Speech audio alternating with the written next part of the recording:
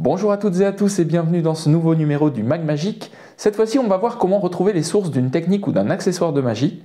Noël arrivant à grands pas, je vous donnerai des idées de cadeaux originaux pour un magicien ou une magicienne. Mais pour commencer, on va se demander si l'appréciation de la magie est réservée aux humains.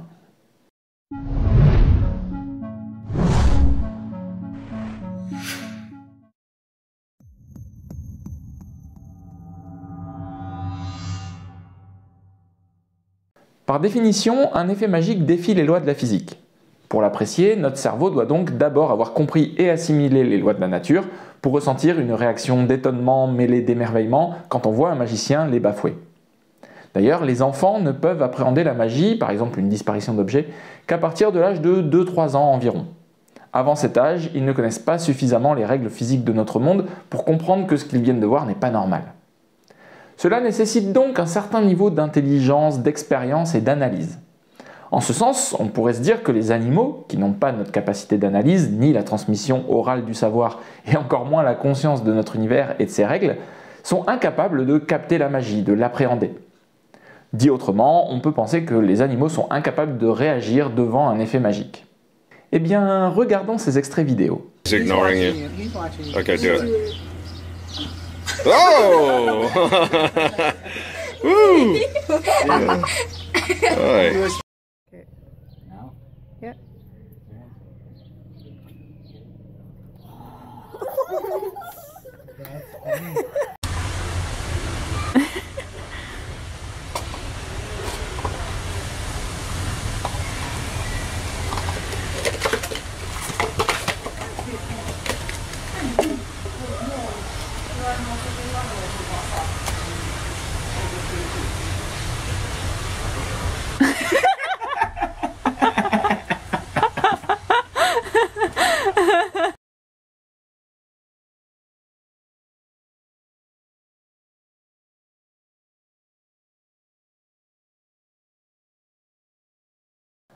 Je pense que la plupart d'entre vous avaient déjà vu certains ou peut-être même tous les extraits qu'on vient de voir. Il en existe d'ailleurs beaucoup d'autres sur Internet. Mais qu'est-ce qu'on peut en déduire? On a clairement l'impression que les animaux, et en particulier les grands singes, réagissent à la magie. En voyant un objet disparaître, par exemple, ils comprennent que c'est pas normal. Que l'humain, que nous on appelle le magicien, il a réussi à produire quelque chose d'étonnant, d'anormal. Ils ont conscience qu'il parvient à défier les lois de la nature. Ils n'ont donc pas besoin d'avoir des connaissances scientifiques sur notre univers pour savoir qu'un objet ne peut pas disparaître comme ça. Leur apprentissage des lois physiques s'est fait par l'expérience au quotidien. Les animaux savent qu'un objet ne peut pas disparaître. Et d'ailleurs, on voit à un moment donné un orang-outan qui semble s'exclaffer après un effet magique. Et je crois que c'est Earl Nelson qui a dit qu'un bon effet magique fait généralement rire les spectateurs. Tiens, d'ailleurs, ça aurait pu faire une bonne citation magique pour la fin de cette vidéo. Et effectivement, souvent, notre cerveau réagit naturellement à la magie par un petit rire d'étonnement. On est étonné, surpris et amusé, et donc on laisse échapper un petit rire. Alors c'est peut-être de l'anthropomorphisme, peut-être qu'on interprète mal la réaction des animaux dans ces vidéos. On s'imagine qu'ils rient, qu'ils sont étonnés, parce qu'on calque leur réaction sur celle des humains. Mais peut-être finalement que eux, dans leur tête, ils ne perçoivent pas ça comme ça. Après, certaines réactions sont quand même assez claires. Et vous pouvez d'ailleurs faire le test vous-même si vous avez un animal de compagnie, un chien, un chat. Vous verrez qu'il va réagir à la disparition d'une balle ou d'une croquette par exemple. Vous allez voir qu'il va s'arrêter une seconde, puis la chercher au sol. Ce temps d'arrêt, c'est exactement la réaction à l'effet magique. Le petit bug du cerveau qui se demande comment c'est possible, qu'est-ce qui vient de se passer. Parce que finalement, l'animal sait que la balle ou la croquette n'a pas pu disparaître.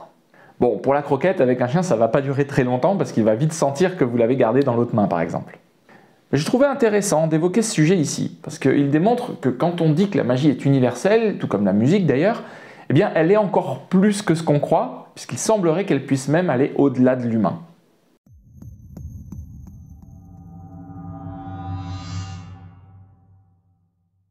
Vous est-il déjà arrivé de chercher dans quel livre est expliquée telle ou telle technique de magie, ou quels sont les livres qui parlent de tel ou tel accessoire?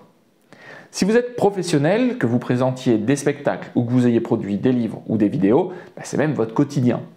Eh bien peut-être que vous ignoriez qu'il existe deux sites internet qui peuvent beaucoup vous aider, library.com et conjuringarchive.com. Sur ces deux sites, qui sont tous les deux en anglais, vous pourrez rechercher le nom d'une passe magique ou d'un accessoire et obtenir la liste de toutes les publications qui en parlent. Vous pourrez ensuite chercher à vous procurer ces bouquins ou au moins les citer dans votre production à vous. Library.com est un site assez ancien, il date du début des années 2000 à peu près. Il est mieux connu sous les noms de Magic Lineage Project, ce qui veut dire en gros le projet de lignage de la magie, ou encore Genealogy. J'ai l'impression qu'il n'est plus vraiment actualisé de nos jours, mais par contre il possède déjà une très grande base de données. Conjuring Archive, il a été créé pratiquement en même temps, un petit peu plus tard, en 2004 précisément. Il fête donc ses 20 ans cette année. Et il est par contre encore actualisé de nos jours et il possède une base de données très importante. Alors attention, ce ne sont pas des sites de piratage, le contenu des livres n'y figure pas, simplement leurs références, nom, auteur, date de parution, tout ça. Ils sont donc totalement légaux, sinon vous me connaissez, j'en aurais pas parlé. Je vous parle de ça parce que le lignage des créations magiques, c'est quelque chose de très important et de relativement bien respecté chez les magiciens. Il y a une sorte d'éthique à ne pas dévoiler la création des autres, tout en pouvant quand même s'en inspirer pour les améliorer, par exemple. Ce genre de site est donc hyper important pour conserver l'histoire de notre art, le qui a inventé quoi et quand. Peut-être d'ailleurs que vous connaissez d'autres sites ou projets de ce genre. Il me semble qu'en France, Daniel Rod avait lancé une initiative similaire dans les années 90. Je ne sais pas si elle a abouti, si elle existe encore et même sous quelle forme. Donc si vous connaissez d'autres sites de ce genre, n'hésitez pas à les partager avec nous en commentaire.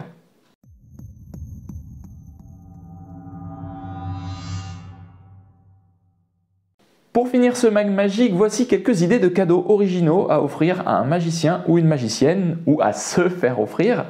Alors j'ai dit originaux, donc je ne vais pas parler des jeux de cartes de collection, des livres ou des accessoires de magie qu'on peut offrir traditionnellement. Non, là je vais plutôt parler d'objets du quotidien qui font référence à l'illusionnisme. On peut les trouver dans les boutiques de gadgets, de bibelots ou de décorations pour la maison, sur les sites de vente aussi sur internet, ou même pour certains directement en boutique de magie. Je vous mets de toute façon dans la description de la vidéo un maximum de références pour vous les procurer. Alors j'ai mis une petite feuille blanche pour mieux vous montrer. Donc le premier objet, ou plutôt les deux premiers objets, ce sont des décapsuleurs en forme de carte, en forme d'as de pique, avec un as de pique découpé au milieu. Donc là il y en a un argenté et un noir, un peu plus mat. Ils sont en métal. Ils sont vendus par paire, je crois que je les avais achetés sur Amazon. Il y a plusieurs années, ça n'a pas bougé, c'est très très solide. Et l'idée, ça va être d'utiliser le décapsuleur, mettre le bouchon ici, là, pour pouvoir le soulever et l'ouvrir. Ça marche très très bien, je trouve que c'est une idée très originale à offrir à un magicien qui aime la bière par exemple. Autre cadeau qui sert toujours pour les magiciens, ça va être tout ce qui est porte-cartes, petit porte-monnaie. Ici par exemple j'ai un modèle, voilà, j'essaie de vous montrer ça, un petit peu cuir, avec plusieurs compartiments à cartes ici. On voit pas très très bien, désolé.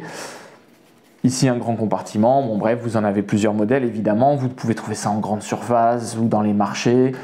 Donc ici j'ai un modèle comme ça en portefeuille qui se plie. Vous avez aussi des modèles sous cette forme là. Donc là ici je peux mettre 3 paquets de cartes et puis ici je peux en mettre 3 également, ou 2 voilà. Je crois que j'avais déjà montré celui-là, je ne sais plus. Et puis ici on peut mettre les pièces par exemple, ces pièces truquées ou son lot de pièces de $, par exemple. Voilà, donc ce genre de choses, ça coûte pas cher du tout et ça fait toujours plaisir pour les magiciens parce qu'on a toujours besoin de rangement pour mettre nos petits paquets de cartes, nos pièces, etc. Ici, j'ai un petit porte-clés qui présente une canne flush, qui est très très jolie aussi, canne flush à pic.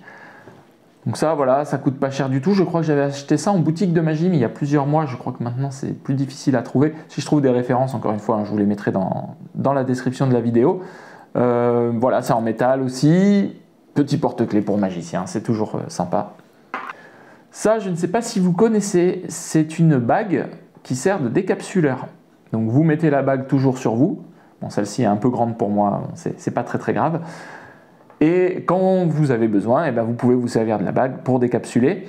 Et vous pouvez aussi du coup vous en servir pour présenter des routines de bague avec un lacet par exemple, et comme ça vous l'avez toujours sur vous. C'est original. Il y a quelques années, j'avais acheté ce briquet, je crois que je vous en avais déjà parlé. C'est un briquet qui présente une canne flush à carreaux dans lequel on met du coup de l'essence et puis on peut s'en servir pour allumer des cigarettes ou autre. Derrière, le revêtement est en diagonale, là comme ça, comme les cartes billes. Celui-là est assez ancien, il a commencé un petit peu à s'user. Mais vous voyez que si vous êtes fumeur par exemple, ça peut être intéressant d'avoir ce genre de choses. Je pense que ça doit encore pouvoir se trouver sur internet. Autre objet indispensable pour les fêtes de fin d'année, la cravate de magicien. Donc ici elle présente, celle que j'ai moi, elle présente plutôt des cartes et des dés. Donc ça fait plus penser à des jeux de type casino ou autre. Mais elle est très très belle, je ne sais pas si ça se voit, elle est satinée, ouais, voilà, ça se voit un petit peu, elle est vraiment magnifique, elle n'a pas bougé, ça fait plusieurs années que je l'ai maintenant, je l'utilise assez régulièrement, et voilà, ça ne coûte pas très très cher, c'est une dizaine ou une quinzaine d'euros ça. Bon, pour une cravate, on peut peut-être se dire que c'est un petit peu cher, mais sincèrement c'est très quali, elle est assez épaisse, elle est vraiment bien, et ça fait toujours son petit effet, je trouve, quand on est magicien, d'avoir une cravate qui montre qu'on est magicien. Alors moi je vous ai montré les objets dont je dispose, mais on peut bien sûr trouver sur internet plein d'autres idées, des casse-têtes par exemple, les magiciens en règle générale aiment bien les casse-têtes. Vous pouvez aussi trouver des t-shirts qui font référence à la magie, de manière plus ou moins subtile. Je vous mets quelques références, je vous en affiche quelques-unes ici. Des casquettes, pourquoi pas, des tasses. J'ai vu aussi des coques d'iPhone, donc peut-être qu'il y a d'autres modèles de téléphone aussi peut-être qui existent. Je ne sais pas si certains de ces objets vous intéressent. J'espère quand même vous avoir donné quelques idées. N'hésitez pas encore une fois à nous dire tout ça dans les commentaires. Et aussi si vous avez d'autres idées de petits cadeaux comme ça, un petit peu originaux, n'hésitez pas à nous en faire part dans l'espace commentaire. Voilà, c'est fini. Je vous remercie d'être resté jusqu'à la fin. N'oubliez pas le petit pouce en l'air si vous avez aimé cette vidéo. Je vous laisse sur la traditionnelle citation magique et je vous dis à très bientôt pour la prochaine vidéo de la magie sous un autre angle.